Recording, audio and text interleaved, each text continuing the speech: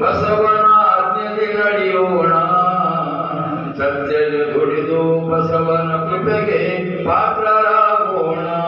ನಾವು ಪಾತ್ರರಾಗೋಣ, ನಾವು ಪಾತ್ರರಾಗೋಣ, ನಾವು ಪಾತ್ರರಾಗೋಣ.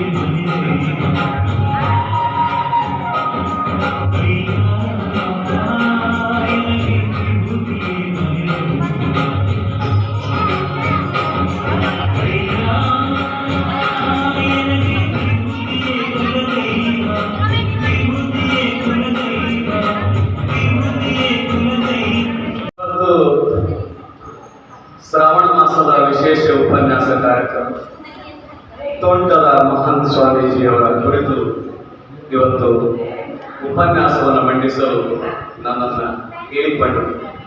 ಆಯ್ತು ಸರ್, ನಾನು 100% ಬರ್ತೀನಿ ಸರ್, ಏನೇ ಕೆಲಸ ಇರಲಿ ನಾನು ತಪ್ಪಿಸುವುದಿಲ್ಲ, ನನ್ನ ತಾಲೂಕಿನ ಕಾರ್ಯಕ್ರಮ, ಹೀಗಾಗಿ ನಾನು ಬಂದೇ ಬರ್ತೀನಿ ಸರ್ ಅಂತ ಕೇಳಿಕೊಂಡಾಗ ಅವರು ತುಂಬ ಪ್ರೀತಿಯಿಂದ ಡಾಕ್ಟರ್ ಸಿದ್ಧಲಿಂಗ ಸ್ವಾಮಿಗಳ ಕುರಿತು ನೀವು ವಿಶೇಷ ಉಪನ್ಯಾಸವನ್ನು ಕೊಡಬೇಕು ಅಂತ ಕೇಳಿಕೊಂಡಾಗ ಒಪ್ಪಿಕೊಂಡು ಇವತ್ತು ಬಂದಿದ್ದೇನೆ.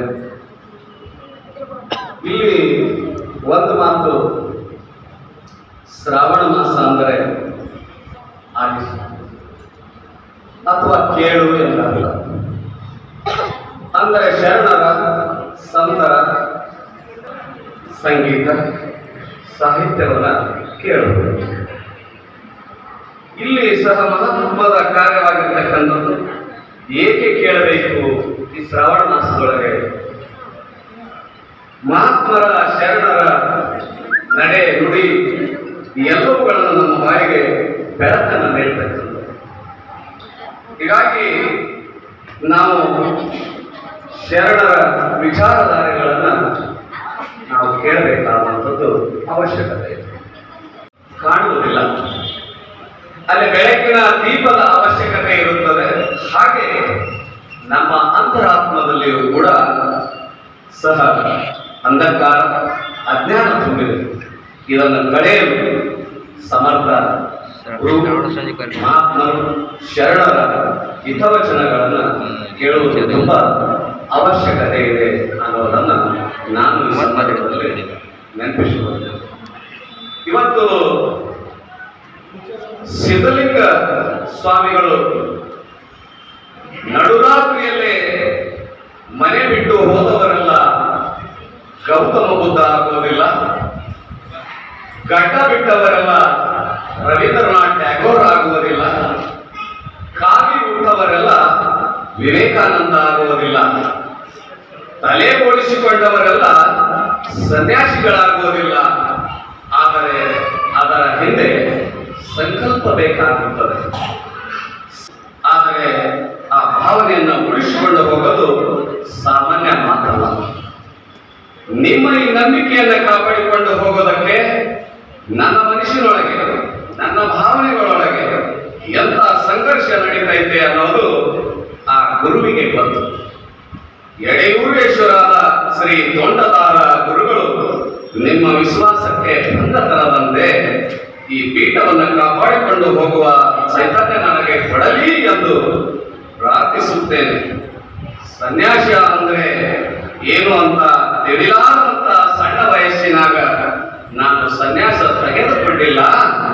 ತಿಳುವಳಿಕೆ ಮೂಡಿದ ಮೇಲೆ ನಾನು ಸನ್ಯಾಸದ ಬಗ್ಗೆ ಪೂರ್ಣವಾಗಿ ತಿಳ್ಕೊಂಡೆ, ಸನ್ಯಾಸ ಸ್ವೀಕರಿಸಿದ್ದೇನೆ ಎಂದು ಸಿದ್ಧಲಿಂಗ ಶಿವಾಚಾರ್ಯರು ಹೇಳಿರ್ತಕ್ಕಂಥ ಈ ಮಾತು 49ರಂದು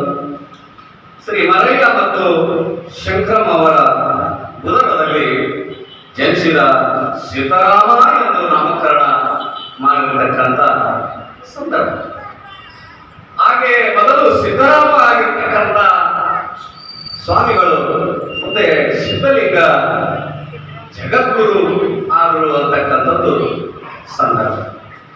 ಇಲ್ಲಿ ಸಿದ್ದರಾಮ ಸ್ವಾಮಿಗಳು ತಮ್ಮ ಬಾಲ್ಯದ ಜೀವನದಲ್ಲಿ ವಿದ್ಯಾರ್ಥಿ ದಶೆಯಿಂದಲೇ ಓದಿನ ಗೀಳನ್ನು ಹಂಚಿಕೊಂಡು ಅಭ್ಯಾಸ ಮಾಡುವುದನ್ನ ತುಂಬಾ ಪ್ರೀತಿಯಿಂದ ಪ್ರಾರಂಭ ಮಾಡಿದರು.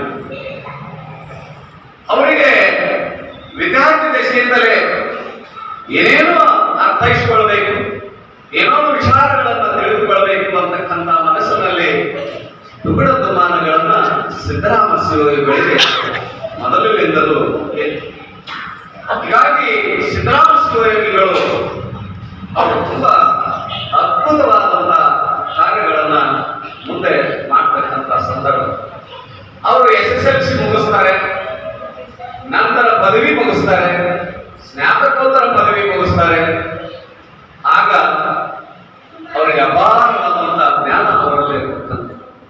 ಹೀಗಾಗಿ ಅನೇಕ ಕಾರ್ಯಕ್ರಮಗಳಲ್ಲಿ ಉಪನ್ಯಾಸ ನೀಡಲು ಸಿದ್ದರಾಮ ಸ್ವಾಮೀಜಿ ಅವರನ್ನ ಕರೆದುಕೊಂಡು ಹೋದಾಗ ತುಂಬಾ ದೇಹಕ್ಕೂ ವಯಸ್ಸು ಇರುತ್ತದೆ, ಜ್ಞಾನಕ್ಕೂ ವಯಸ್ಸು ಉಂಟೆ ಎಂಬಂತೆ ತರುಣ ಸಿದ್ದರಾಮ ದೇವರ ಜ್ಞಾನಕ್ಕೆ ಮಾತಿನ ವೈಖರಿಗೆ ವಿಚಾರ ಮಂಡನೆಯನ್ನ ಮಾಡ್ತಾ ಇದ್ರು ಅಂತಕ್ಕಂಥದ್ದು ಶಿವಾನುಭವ ಗೋಷ್ಠಿಯೊಳಗೆ ಅನೇಕ ಕಾರ್ಯಕ್ರಮದಲ್ಲಿ ಜನ ಮಾತನಾಡ್ತಕ್ಕಂಥದ್ದು. ಹೀಗಾಗಿ ಸಿದ್ದರಾಮ ಶಿವಯೋಗಿಗಳು 1972ರಲ್ಲಿ ಗದಗಿನ ಸಂಪರ್ಕವನ್ನು ಪಡಿತಾರೆ. ಗದಗಿನೊಳಗೆ ಶಿವಾನುಭವ ಗೋಷ್ಠಿಯನ್ನು ಮಾಡ್ತಾರೆ. ಆಗಿನ ಸಂದರ್ಭದಲ್ಲಿ ಹಿರಿಯ ಸ್ವಾಮಿಗಳು ಅವರ ಮಾತುಗಳನ್ನು ಆಲಿಸಿಕೊಂಡು ನಮ್ಮ ಮಠಕ್ಕೆ ಇವರು ಸ್ವಾಮೀಜಿ ಆದರೆ ತುಂಬಾ ಚೆನ್ನಾಗಿ ಆಗುತ್ತೆ ಅಂತಕ್ಕಂಥ ಮಾತುಗಳನ್ನ ಮಾತನಾಡ್ತಾರೆ. ಆ ಸಂದರ್ಭದಲ್ಲಿ ಇನ್ನು ಬೇರೆ ಬೇರೆ ಸಿಂದಗಿ ಮಠಕ್ಕೋ ಇಲ್ಲೇ ಹತ್ತಿರದ ತುಗನಿ ಮಠಕ್ಕೋ ಪೀಠಾಕೃತಿ ಮಾಡಬೇಕು ಅಂತಕ್ಕಂಥ ಮಾತುಗಳು ಕೂಡ ಅಲ್ಲಿ ಮಾತನಾಡಿತಾ ಇರೋದು. ಆಗಿನ ಸಂದರ್ಭದಲ್ಲಿ ಗುಬ್ಬಿ ಸ್ವಾಮಿಗಳು ತ್ರಿಕಾಲ ಜ್ಞಾನಿಗಳಾಗಿದ್ದರು.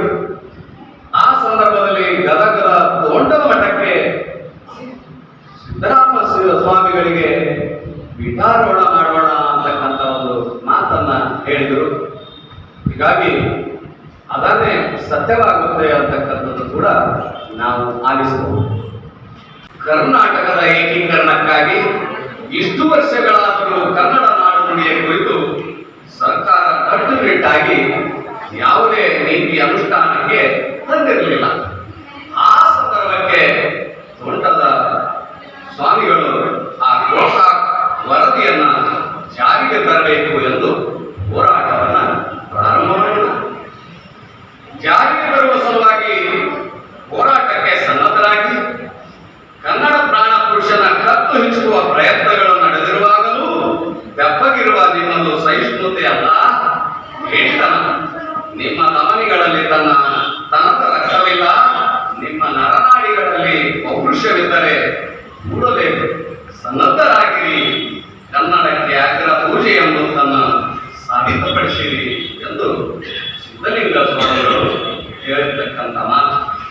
ಕುಳಿತು ಬರೀ ಕಾಲು ಬೆಳೆಸಿಕೊಳ್ಳುವುದಲ್ಲ, ಸಮಾಜ ಸೇವಕರಾಗಿ ಜನರನ್ನು ಕಾಪಾಡುವ ಕೆಲಸ ಮಾಡಬೇಕೆಂದು ಹೇಳುತ್ತಾ ಎಲ್ಲರನ್ನು ಒಂದೇ ಭಾವದಿಂದ ಕಾಣಬೇಕೆಂದವರು ಸಿದ್ಧಲಿಂಗ ಜಗದ್ಗುರುಗಳು. ನಮ್ಮನ್ನು ಜನ ನಂಬುತ್ತಿರುವುದರಿಂದ ಅಷ್ಟೇ ನಂಬಿಕೆ ಇಟ್ಟುಕೊಳ್ಳಬೇಕು. ಜೀವನದಲ್ಲಿ ಸತ್ಯ ನುಡುವುದೇ ದೇವಲೋಕ, ಸುಳ್ಳು ನುಡಿಯುವುದೇ ಮರ್ತ್ಯುಲೋಕ, ಸ್ವರ್ಗ ನರಕ ಎಲ್ಲವೂ ಇಲ್ಲೇ ಇವೆ. ಅದಕ್ಕಾಗಿ ಸತ್ಯ ಸಮಾಜ, ಸಮ ಸಮಾಜ ಕಟ್ಟಬೇಕು ಎಂದು ಹೇಳಿದವರು. ಸುಳ್ಳಿನ ಮಂಟಪ, ಧೂಳು ಆಡಂಬರದ ಮತ್ತು ಹಾಲಿನ ಬದುಕು ಕ್ಷಣಿಕ. ಏನು ಅಂದೀರಿ, ಹದುಳ ಬಿದ್ದೀರಿ ಅಂದರೆ ನಿಮ್ಮ ಐಸಿರಿ ಹಾಗೆ ಹೋಗುವುದೇ. ಹಮ್ಮುಬನ್ನು ಬಿಟ್ಟು ಸೋಹಂ ಭಾವದಿಂದ ಬಾಳಿರಿ ಎಂದು ಸೌಜನ್ಯದ ಮಾತು ಹೇಳುತ್ತಾ ಭಕ್ತರ ಮನಸ್ಸು ಶುಚಿಗೊಳಿಸಿ ಸತ್ಯ ಸಮಾಜ ನಿರ್ಮಾಣ ಮಾಡುವ ಕಾರ್ಯ ಮಠಮನ್ಯಗಳಿಂದ ಆಗಬೇಕು ಎಂದವರು ಮತ್ತು ಬಸವ ದಾರಿಯಲ್ಲಿ ಸದ್ಭಾವದಿಂದ ಬದುಕಿ ಬಾಳಿದವರು ಎಂದು ಮಹಾಸ್ವಾಮಿಗಳು ಹೇಳಿದರು. ಇಂತಹ ಪ್ರಗತಿಪರ ಚಿಂತಕರು, ಸಮಾಜ ಸೇವಕರು, ಪರಿಸರ ಸಂರಕ್ಷಕರು ಗದಗ ಜಿಲ್ಲೆಯ ಸುತ್ತಮುತ್ತಲೂ ಗಿಡ ಮರಗಳನ್ನು ಬೆಳೆಸಿ ಹಲವಾರು ಶಿಕ್ಷಣ ಸಂಸ್ಥೆಗಳನ್ನು ಪ್ರಾರಂಭಿಸಿ ಬಡ ನಿರ್ಗತಿಕ ಮಕ್ಕಳಿಗೆ ಶಿಕ್ಷಣವನ್ನೂ ಕೂಡ ನೀಡಿರತಕ್ಕಂಥದ್ದು. ಇದಲ್ಲದೆ ಓದಿದ ಮಕ್ಕಳು ನಾಡಿನಾದ್ಯಂತ ಬೆಳಗಿದ್ದಾರೆ. ಜಗದ್ಗುರುಗಳ ಸಂಸ್ಕೃತಿಗೆ ವಿರೋಧಿಸಿ ಬಸವ ತತ್ವದ ಪ್ರತ್ಯೇಕ ಲಿಂಗಾಯತ ಧರ್ಮದ ಹೋರಾಟದಲ್ಲಿ ಮುಂಚೂಣಿಯಲ್ಲಿ ಇದ್ದವರು ಸ್ವಾಮಿಗಳು. ಕನ್ನಡದ ನೆಲ, ಜಲ, ಭಾಷೆ, ಪರಿಸರ ಸಂರಕ್ಷಣೆಗಾಗಿ ಹೋರಾಟವನ್ನ ಕನ್ನಡ ಪರ, ಜನಪರ ಹೋರಾಡಿದ ಸ್ವಾಮೀಜಿಯವರಿಗೆ ಕನ್ನಡದ ಜಗದ್ಗುರು, ಕನ್ನಡದ ಋಷಿ ಎಂದೇ ಇವರನ್ನು ಜನ ಕರೆಯುತ್ತಿದ್ದರು. ಅನ್ನ ದಾಸೋಹ, ಜ್ಞಾನ ದಾಸೋಹ ಸಂಸ್ಕೃತಿ ಉಳಿಸಿಕೊಳ್ಳುತ್ತಾ ಪ್ರಗತಿಪರ ವಿಚಾರಧಾರೆಯಲ್ಲಿ ಹೋರಾಡಿದ ತೋಟದಾರ ಸಿದ್ಧಲಿಂಗ ಸ್ವಾಮೀಜಿಯವರ ಸತ್ಸೇವೆ ಗುರುತಿಸಿ ಕರ್ನಾಟಕ ಸರ್ಕಾರ ಇವರನ್ನ ಕರ್ನಾಟಕ ರಾಜ್ಯೋತ್ಸವ, ಬಸವ ಪುರಸ್ಕಾರ ಇಂತಹ ಅನೇಕ ಪುರಸ್ಕಾರಗಳ ನೀಡಿ ಗೌರವಿಸಿದೆ. ಇಂತಹ ಜ್ಞಾನಿಗಳ ಆಚಾರ ವಿಚಾರಗಳನ್ನು ಮೈಗೂಡಿಸಿಕೊಂಡು ಸತ್ಪಥದಲ್ಲಿ ನಡೆದು ಮುಳ್ಳು ತರದೆ ಹೂ ತರುವ ಕೆಲಸ ಮಾಡುವುದು ನಿಮ್ಮೆಲ್ಲರ ಕಾರ್ಯ ಎಂದು ನೆನಪಿಸಿಕೊಳ್ಳುತ್ತಾ ಡಾಕ್ಟರ್ ಸಿದ್ಧಲಿಂಗ ಸ್ವಾಮಿಗಳವರ ಕುರಿತು ಎಷ್ಟು ಹೇಳಿದರೂ ಕೂಡ ಸಾಲದು. ಅಂತ ಮಹಾಜಗದ್ಗುರುಗಳು 2018ರಲ್ಲಿ ಲಿಂಗೈಕ್ಯರಾಗಿರ್ತಕ್ಕಂಥದ್ದು. ನಾನು ಅವರನ್ನ 2011ರಲ್ಲಿ ಗದಗಿಗೆ ಹೋಗಿದ್ದೆ. ಪಾಂಡಿಗೆ ಅಂತಕ್ಕಂಥ ತ್ವರಿತ ಮುದ್ರಣಾಲಯ ಗದಗನಲ್ಲಿತ್ತು. ನನ್ನ 2 ಪುಸ್ತಕ ಮುದ್ರಣಾಲಯಕ್ಕೆ ಹೋದಾಗ ಆ ಸಂದರ್ಭದಲ್ಲಿ ಗದಗಿನ ಡಾಕ್ಟರ್ ಸಿದ್ಧಲಿಂಗ ಸ್ವಾಮಿಗಳು ಆ ತ್ವರಿತ ಮುದ್ರಣಾಲಯಕ್ಕೆ ಆಗಮಿಸಿದರು. ಆ ಸಂದರ್ಭದಲ್ಲಿ ಪಾಂಡಿಗೆಯವರು, ಸರ್ ಇವರು ಗುಲ್ಬರ್ಗದ ಸಾಹಿತಿ BH ನಿರುಗುಡಿ ಅಂತ ಅವರಿಗೆ ಪರಿಚಯ ಮಾಡಿಸಿ ಆಶೀರ್ವಾದವನ್ನು ಮಾಡಿಸಿರ್ತಕ್ಕಂಥದ್ದು. ಇವತ್ತು ಸಂಜಯ್ ಪಾಟೀಲ್ ಅವರಿಗೆ ನಾನು ಧನ್ಯವಾದಗಳನ್ನು ಹೇಳಲೇಬೇಕು. ಅಂತ ಶರಣರು, ಅಂತ ಗುರುಗಳ ಪಾದಕ್ಕೆ ಅವತ್ತ ನಾನು ನಮಸ್ಕರಿಸಿದ್ದನ್ನು ಇವತ್ತಿನ ಸಂದರ್ಭದಲ್ಲಿ ನಾನು ನೆನೆಸಿಕೊಳ್ತಾ ಇದ್ದೇನೆ. ಅವರು ಎಂಥ ವಿಚಾರಧಾರೆಗಳನ್ನು ಹೇಳಿದರು. ಒಂದು 10 ನಿಮಿಷ ನನ್ನ ಜೊತೆ ಮಾತುಗಳನ್ನಾಡಿದರು. ಏನಂತ ಮಾತನಾಡಿದರು? ಸಾಹಿತಿ, ಕಲಾವಿದರು ಅಂದರೆ ತುಂಬಾ ಪ್ರಿಯ ಅಂತ ಹೇಳಿ ನನ್ನ ಅನೇಕ ವಿಷಯಗಳನ್ನು ನನ್ನ ಜೊತೆಗೆ ಚರ್ಚಿಸಿದರು. ಇಂಥ ಮಹಾನ್ ಶರಣರನ್ನ ನಾವು ಇವತ್ತ ನೆನೆಯಲೇಬೇಕು ಅಂತಕ್ಕಂಥ ಈ ಸಂದರ್ಭದಲ್ಲಿ ನನಗೆ ಇವತ್ತು ಇಂಥ ಒಂದು ವಿಶೇಷ ವಿಷಯವನ್ನು ನಾನು ಎಷ್ಟರ ಮಟ್ಟಿಗೆ ಸುಮಾರು 45 ನಿಮಿಷಗಳ ಕಾಲ ನಾನು ಈ ವಿಷಯವನ್ನು ನಿಮ್ಮ ಮುಂದೆ ಇಟ್ಟಿದ್ದೇನೆ. ಇವರ ಬಗ್ಗೆ ಎಷ್ಟು ಹೇಳಿದರೂ ಕೂಡ ಕಡಿಮೆ ಇದೆ. ಅಂತ ಶರಣರನ್ನ ಇವತ್ತ ವಿವಿಧ ವಿಷಯಗಳನ್ನಿಟ್ಟು ಸಂಜಯ್ ಪಾಟೀಲ್ ಅವರು ಇಂತಹ ಒಂದು ಅದ್ಭುತವಾದಂತಹ ಶ್ರಾವಣ ಸಂಜೆಯ ಉಪನ್ಯಾಸ ಕಾರ್ಯಕ್ರಮ. ನಾನು ಕೂಡ 1-2 ಮಾತು ನನ್ನ ಪರಿಚಯವನ್ನು ಹೇಳಿಕೊಳ್ತೇನೆ. ಯಾಕಂದ್ರೆ ನಾನು ಇದೇ ಆಳಂದ ತಾಲೂಕಿನವ, ಇಲ್ಲೇ ಪಕ್ಕದ ಕವಲಗ ಗ್ರಾಮದವರು. ಗುಲ್ಬರ್ಗದಲ್ಲೇ ಸತ್ಯಂ PU ಕಾಲೇಜಿನಲ್ಲಿ ಪ್ರಾಚಾರ್ಯನಾಗಿ ಸೇವೆ ಸಲ್ಲಿಸ್ತಾ ಇದ್ದೇನೆ. ಮತ್ತು ಜೊತೆಗೆ ಕರ್ನಾಟಕ ಸರ್ಕಾರದ ಪ್ರತಿನಿಧಿಯಾಗಿದ್ದೇನೆ. ಈ ವರ್ಷ 1 ವರ್ಷ ಆಯಿತು. ಕನ್ನಡ ಪುಸ್ತಕ ಪ್ರಾಧಿಕಾರದ ಸದಸ್ಯರನ್ನಾಗಿ ಕರ್ನಾಟಕ ಸರ್ಕಾರ ನನ್ನನ್ನು ನೇಮಕ ಮಾಡಿದೆ. 5 ಜನ ಸದಸ್ಯರಿರ್ತಾರೆ. ಅದರಲ್ಲಿ ನಾನು ಗುಲ್ಬರ್ಗ ವಿಭಾಗದಿಂದ ನಾನು BH ನಿರುಗುಡಿ ಗುಲ್ಬರ್ಗ ಜಿಲ್ಲೆ